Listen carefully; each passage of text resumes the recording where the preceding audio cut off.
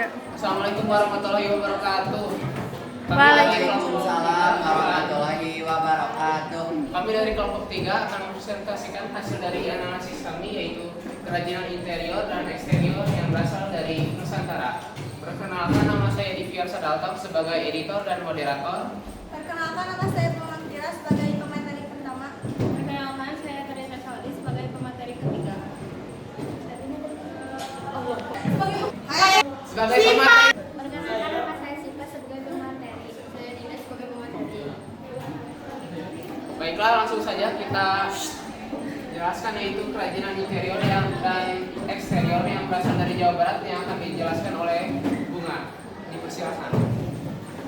Oke, terima kasih Vivio. Oke teman-teman, di sini saya akan menjelaskan kerajinan interior dan eksterior yang berasal dari Jawa Barat. Yang pertama ada gerabah pleret. Gerabah pleret berasal dari Purwakarta.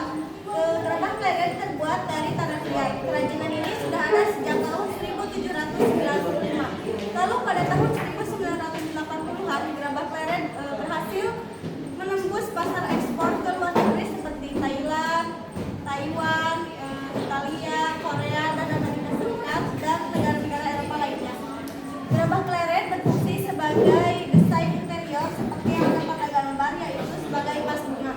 Keunggulannya yaitu ramah lingkungan, tetapi ada juga kekurangannya, yaitu mudah pecah karena terbuat dari tanah liat. Dan yang kedua ada kursi rotan. Kursi rotan yaitu kursi atau perabot duduk yang terbuat dari tanaman palem merambat, yaitu rotan. Rotan mulai melonjak pada saat masa pasar kepopuleran rotan melonjak di barat saat jalur perdagangan ke Asia yang dibuka oleh para bangsa Belanda dan bangsa Inggris pada abad ke-17 sampai 19. Kursi rotan ini berfungsi sebagai alas duduk atau ya tempat duduk. Terus keunggulannya ini tuh bahannya ringan dan tapi kokoh dan juga enggak trending. Jadi meskipun kita sampai punya anak cucu pun gak bakal kelihatan norak karena desainnya simple. Kekurangannya yaitu tidak tahan cuaca lembab. Dan yang ketiga ada kap lampu anyaman bambu. Kap lampu anyaman bambu atau penutup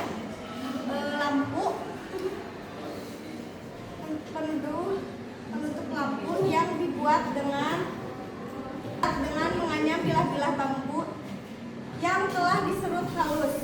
Kerajinan ini berasal dari masyarakat antarktis di Asia seperti Indonesia, Tiongkok, dan Jepang.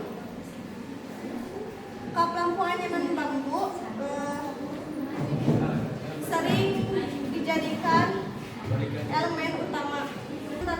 Berfungsi sebagai peneduh lampu. Dan yang terakhir ada eksterior, yaitu ukiran batu. Ukiran batu alam atau mengukir, memahat atau membentuk batu alam, yaitu seperti batu sungai, batu candi, dan batu-batu yang lainnya. Kerajinan ini berfungsi sebagai identitas budaya. Keunggulannya batu ini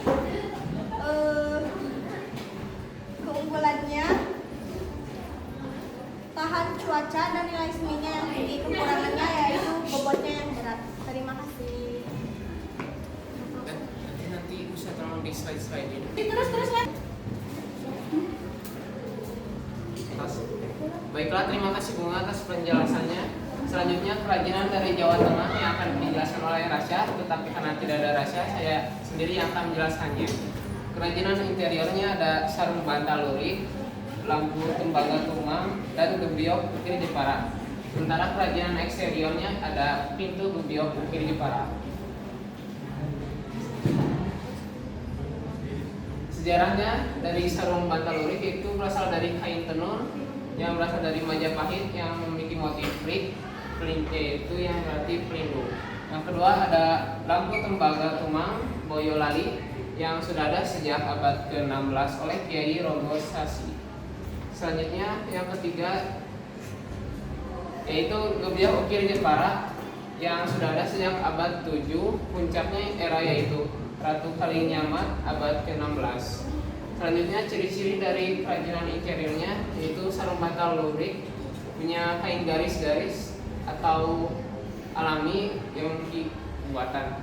Yang kedua lampu tembaga yaitu gantung bertingkat, lembaga ukir, seluruh daun, cahaya tembaga. Lalu yang ketiga gebyah ukir yaitu panel kainnya jati yang melengkung memiliki ukuran 275 cm yang memiliki ukiran daun meliuk dan garis pembatas. Lalu selanjutnya fungsi dari kerajinan interior yaitu yang pertama sarung bantal lurik untuk menambah nilai etnik, yang kedua lampu pemberi cahaya dekoratif, yang ketiga gebyok sekat sebagai rumor fleksibel yang menciptakan nuansa mewah dan indah. Selanjutnya keunggulan dari kerajinan interior yaitu autentik budaya Jawa, lalu tahan lama, mudah dipasang, menambah nilai estetika ruang mewah. Lalu kekurangannya yaitu rentan rusak atau oksidasi karena lembab. Lalu kedua perlu perawatan rutin. Lalu yang ketiga biaya awal cukup tinggi. Sekarang kerajinan eksterior. Sejarahnya itu mirip gebyok interior sejak abad ke-16 era Ratu Kalinyamat berkembang sebagai elemen arsitektur Jawa dengan pengaruh Islam Eropa.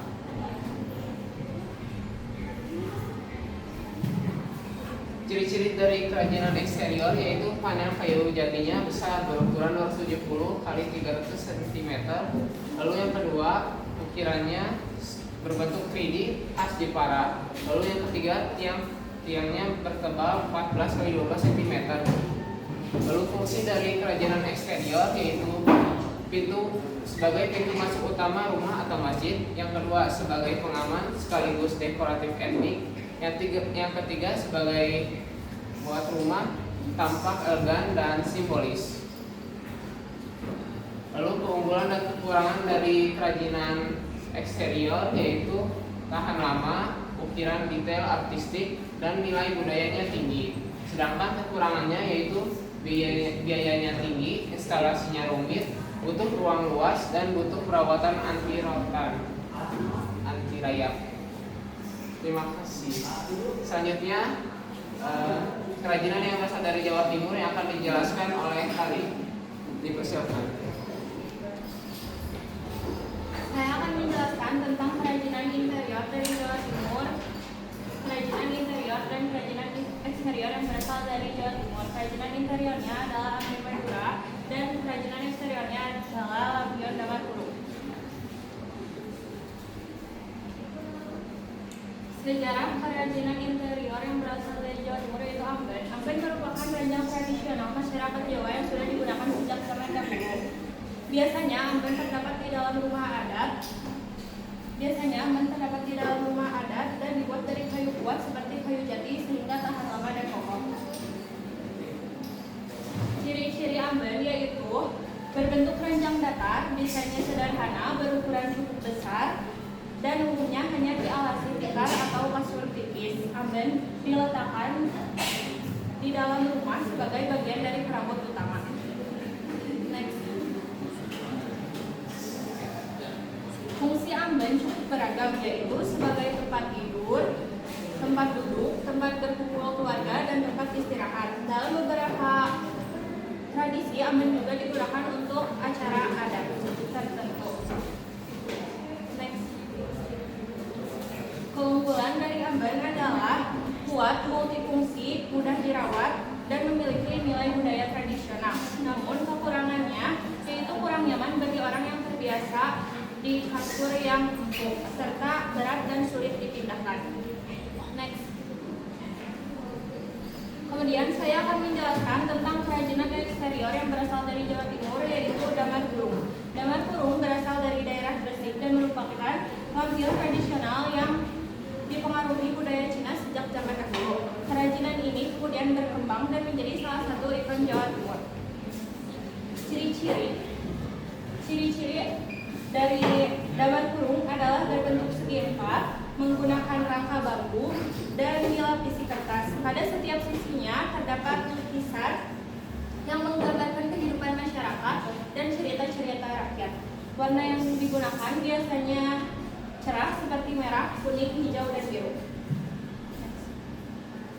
Kemudian fungsi dari damar kurung adalah sebagai hiasan dan penerangan, terutama saat dinyalakan pada malam hari.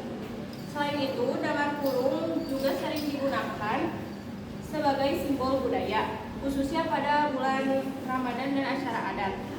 Next. Keunggulan dan kekurangan dari damar kurung. Keunggulannya adalah memiliki nilai budaya yang tinggi dan menjadi media seni tradisional. Dan kekurangannya adalah penggunaannya mulai berkurang karena pengaruh modernisasi. Demikian penjelasan dari saya. Terima kasih.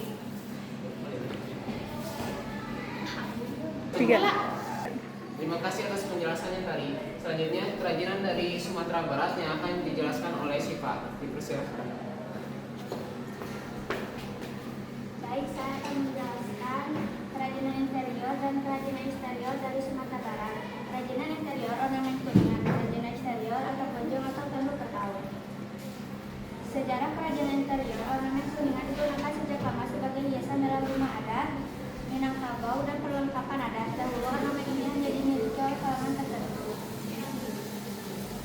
Ciri-ciri: terbuat dari bahan kuningan, berwarna keemasan, memiliki motif tradisional Minangkabau. Fungsi: sebagai hiasan interior, menambahkan nilai estetika ruangan, melambangkan kemakmuran. Keunggulan dan kekurangannya: keunggulannya tahan lama, tampil mewah dan elegan. Kekurangannya: harga cukup mahal, perlu perawatan rutin.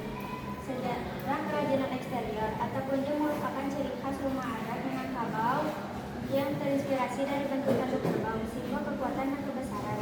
Ciri-ciri kerajinan eksterior: bentuk plastik ke atas, menyerupai tanduk kerbau, terbuat dari kayu dan bahan penutup atap. Fungsi: sebagai pelindung dari cuaca, sebagai identitas budaya Minangkabau. Keunggulan dan kekurangan: keunggulannya bentuk unik dan ikonik, memiliki nilai budaya tinggi. Kekurangannya biaya pembuatan cukup mahal, perawatan cukup sulit. Terima kasih Syifa atas penjelasannya. Selanjutnya materi terakhir yaitu kerajinan yang berasal dari Sumatera Utara yang akan dijelaskan oleh Dinda. Dipersilakan.